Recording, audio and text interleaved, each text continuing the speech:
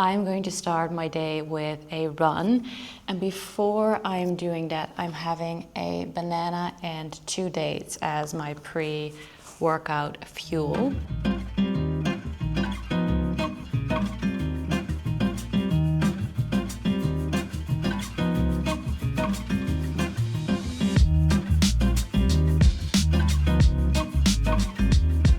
I am going to do an easy 3K, so easy effort 3K run, and then I'm going to do a glute focused leg session after. I have been doing a lot of low volume training, which I'll explain later, but therefore my training will be just a little bit over an hour probably. I could do an hour if I'm quick, but usually it's like 1 hour 10. I'm also going to do some mobility. The reason why I'm having dates and a banana before my run is because it allows me to get a quick burst of energy, which I can use for my training, and then I have mainly my fats and my protein after my actual training part. I feel best if I have my daily steps at least around 8K. So for me to do an easy run in the morning helps just a lot with getting a big bulk of the steps in, because it's getting darker sooner, it's getting rainy, it's getting cold, and so my average steps have been declining rapidly if I don't do any easy runs. So that's why I've been doing them quite frequently. Then we're doing the leg day immediately after.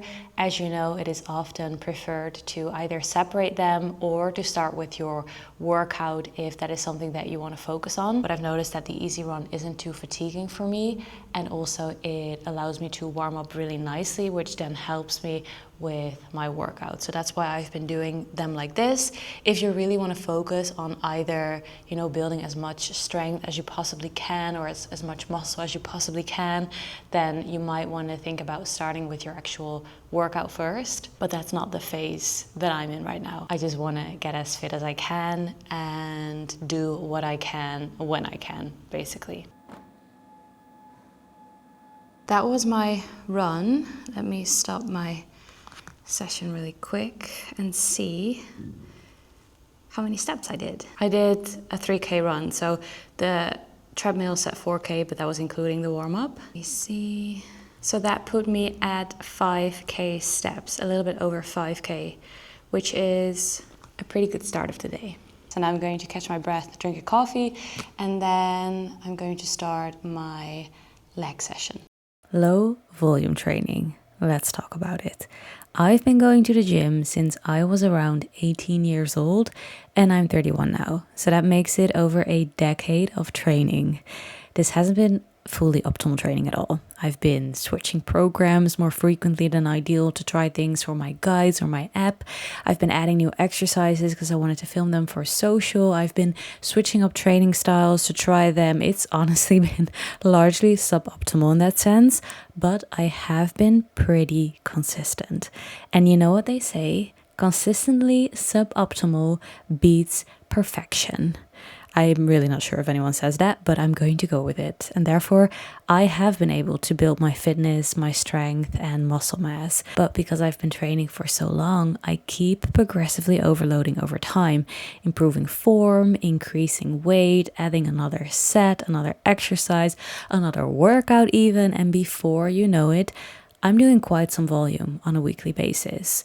So when I'm saying that I'm doing low volume training, doing 6 sets each workout and doing it 3 times per week, a quick math session shows that that is 18 weekly sets, which isn't very low volume. Low volume is usually around 6 hard sets on a weekly basis per muscle group. So why am I saying low volume? 2 reasons, plus I'm quite dumb for saying it, so let me explain. Reason number 1 is I aim for 3 weekly leg sessions, but I don't really always manage to do so, which more often than not puts me at 12 weekly sets. Reason 2, because I've been training for so long, 18 weekly sets is a little bit on the lower end for me, which puts me at the following conclusion, and that is that I'm dumb for saying it because it's not low for everyone. So To set the record straight, most people benefit from doing up to 10 weekly hard sets per muscle group. There are still gains to be made above it, but at some point diminishing returns start to happen. You don't need as much volume as you might think, and it increases your fatigue. So with too low volume, however, I personally struggle with doing all the exercises that I want to be doing, so I need to find a bit of balance. So far, however, doing 12 to 18 weekly sets per week has been working really well. So while it's too early to notice significant changes, I don't notice any setbacks, and I did go up in weight added to my exercises. My sessions feel so much more manageable because somehow doing 2 sets of Bulgarian sounds so much less heavy than doing 3, and I'm able to push myself harder, which I'm having a lot of fun with. But I'm getting ahead of myself because we're starting with the best part of the workout first, which is the mobility part.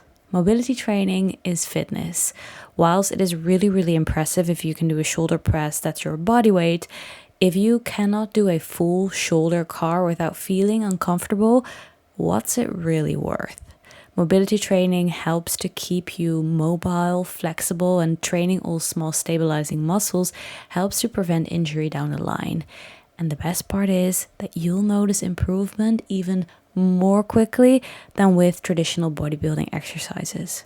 Trust me, stick with the mobility work for 2 weeks and you'll feel like a different, upgraded human being. Quick side note, these Jefferson curls are a very advanced exercise because as you can see, I'm adding weight to my spine while I am curling it. If you have any history of having spine injuries, pain, or anything, or if you're a beginner and you don't have that many core muscles to begin with, don't do this exercise. It's honestly been game changing to me. And I don't say that lightly because I used to hate warming up, and now it is actually probably my favorite part of the workout. I still have to get better at cooldowns though. I still skip the cooldowns, which isn't ideal either. You do want to get some static stretches in. It's also the reason why I'm not super flexible. However, we all start somewhere. At least I'm having the warm-up part under control now. That was the mobility part of the workout. So now I'm going to transition into the first exercise. I recently got a question if mobility work is the only form of exercises that I do for the warm-up. That is not the case. I also do usually 2 or 3 warm-up sets before any compound lifts. Isolation, I tend to just move into the working weight. 2 reasons. Number 1, usually isolation work is last, so I'm already pretty primed and warmed up. Second reason is that my isolation work isn't usually that heavy.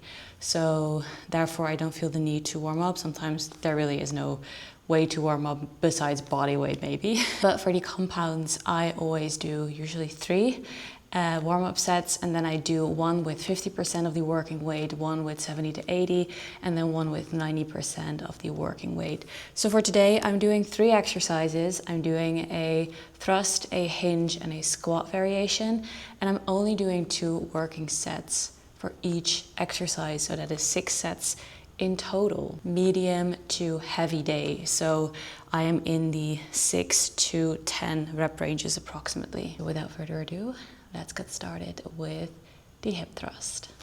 For today's glute session, we are sticking to the basics, like I pretty much always do.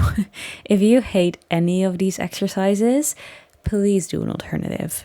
Sure, being a beginner at an exercise automatically makes it suck more than when you're a veteran. And you'll never turn into a veteran if you don't actually start as a beginner. But training has so many benefits, and instead of approaching it with an all or nothing mindset, do something you enjoy until you get some momentum going, and then you can always decide to make some changes to your program. What is an all or nothing mindset, you might ask? That is something I'm not familiar, you might think. You probably are, because it is the classic, if I cannot do my full 1 hour workout, then what's the point? So you skip. And then you skipping becomes a pattern. But guess what? The 20-minute session is great progress. 10 minutes of stretching, amazing. Going in and just doing one lift, perfect. That is exactly the reason why I'm still going to the gym now that I'm 31 when I started when I was 18. I am not a very routine based person. So for me, doing something for over a decade is quite remarkable. I know that there are some people who, eat the same thing every single day. They go do the same things at the same time every single day. That's not me. But the reason why I've been able to stay consistent with working out is because I don't have that all or nothing mindset. If I can only run for 5 minutes, I'll run for 5 minutes and then I'll try again tomorrow. And then sometimes that 5 minutes turns into an hour because once I get going, I feel great and I want to continue. And sometimes those 5 minutes are just 5 minutes. Even if you don't notice any significant changes, you are still making progress. Your body is still happy that you're moving and that you're showing up. And that's the end goal. Okay, this was such a chaotic morning. I think I left off at the Bulgarian split squat, but a lot happened in between. And I'm going to explain while I'm quickly freshening up slightly. I had to jump on 2 back-to-back meetings basically right after I was finishing my set of the Bulgarian split squat, and I wasn't supposed to go on any meetings this morning, but I was supposed to be making breakfast during that time slot because there are actually people coming to the office to fix the heating because the heating wasn't working, which isn't ideal, especially now that it's getting colder, obviously. But I have Loie here with me. And so anytime someone enters the office that she doesn't know, she'll keep barking like really, really intensely. And I don't want to overly correct her because I really like that about her, but it's not a calm environment for anyone to do work in. So I was supposed to take her out anyway, but now because I had the meetings, I didn't have time to do breakfast. It's such a long explanation. Basically, I didn't have breakfast yet. I can't get it at the office or can't make it at the office. So what I'm going to do is go home and then make breakfast there, which is later. Which is later than anticipated, but it's fine. It's live. It works. We're fine. I had such a good session. I had a good workout. I'm feeling great. Just quickly freshening up so that I look slightly presentable, and then it's time to make some Turkish eggs, which I'm very excited for.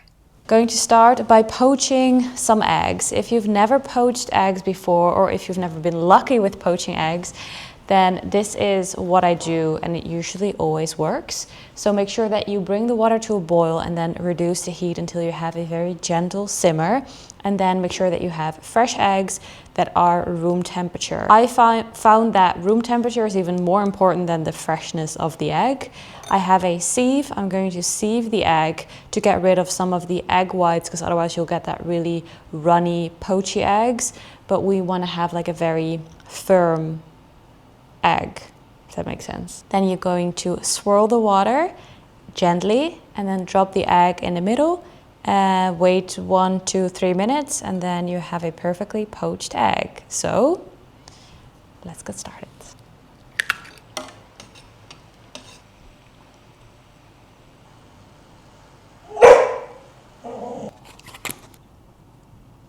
While the egg is poaching, I'm going to put some 10% fat Greek yogurt in a bowl, probably 250 grams.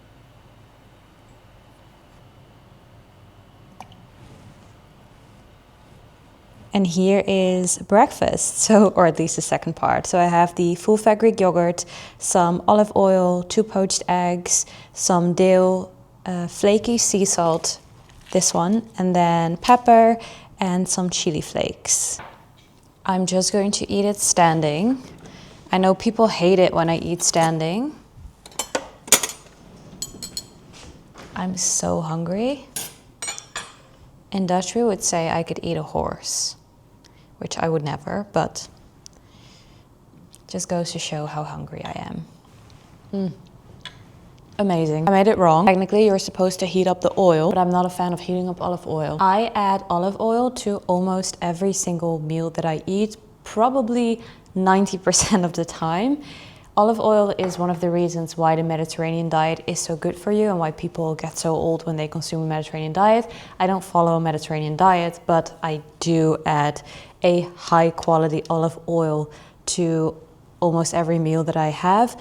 Make sure it's a high quality one. This one isn't the best, but it's also not the worst. And you can buy it in a supermarket in the Netherlands, which is pretty helpful. In theory, with this dish, you should heat up the oil or butter and then add the chili flakes to it and then make a really nice warm sauce almost. I don't like heating up my olive oil.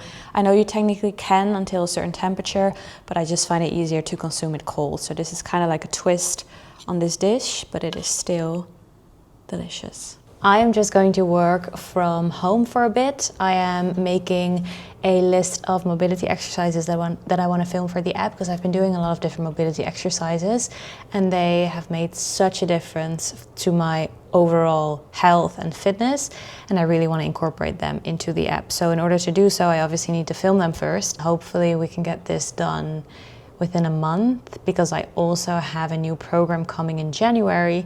So I want to roll this out before, but we're also working on a jump week feature. I am back again.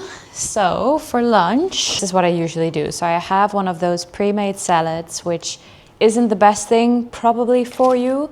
However, it is very convenient, and then I just add some additional ingredients to it, so it doesn't take me long at all.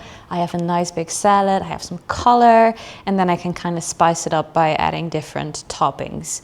So that's exactly what we're doing today. So I have a Caesar salad to start with as the base. I do have one confession to make, and that is that I don't eat the egg that's in this. I sometimes do, but I already had 2 fresh eggs today, and this one is pretty plastic. So I don't love it, but I know someone who does. Let's see how long this takes. Can you see? You ready for an egg? Okay, ga sit. Good girlie. Delicious.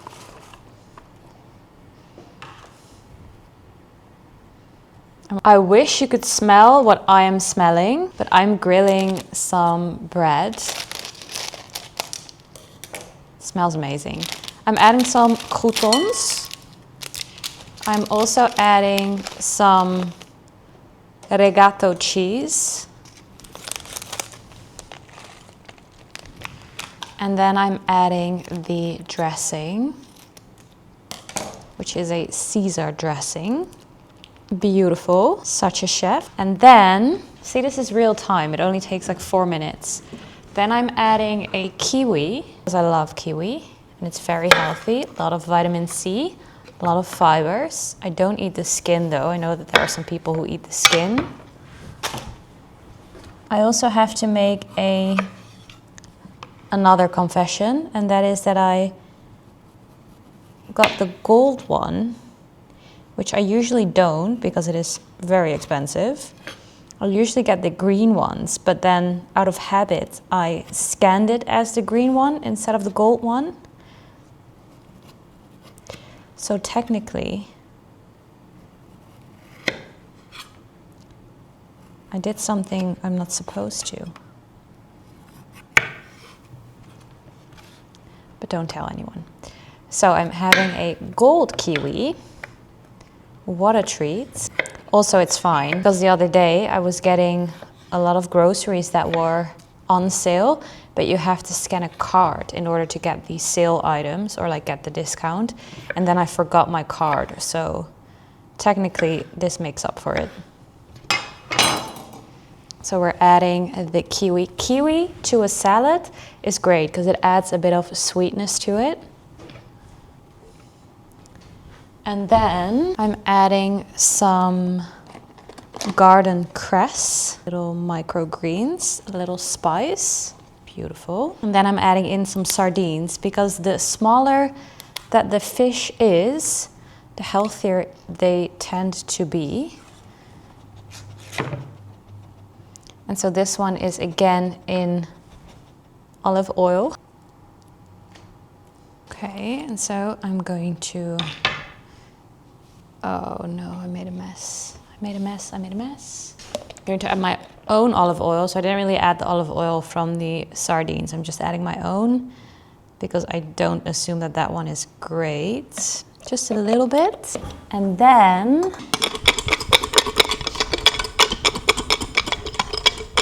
we're plating it. Adding some pepper. And then the star of the show is my bread, as always. Here is my lunch. So I have the Caesar salad with additional toppings. And then I have 2 slices of bread. I wanted to do a little update. So I went back to the office and I finished making my list with mobility exercises, and I booked a studio for tomorrow. So I think I'll be filming them tomorrow. Couldn't be me. Anyways, I think I'll be filming everything tomorrow, which I'm very excited for because that means that I probably get to upload them like in the next month or so. Dinner is usually pretty similar. So a protein source, either steak or maybe salmon, maybe chicken. And then I pair it with vegetables. So I have some asparagus and an avocado here. And then I also have some potatoes that are in the oven. I parboil them for a couple minutes and then I'm just letting them crisp up slightly. And that's dinner.